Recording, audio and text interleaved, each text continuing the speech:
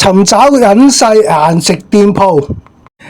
依間店鋪喺黃大仙都好耐啊，話時話我都未入過去。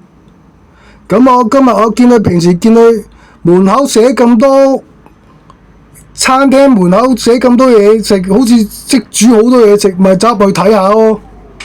我就叫我最簡單嘅，就咩鵝漢齋飯。咦頂！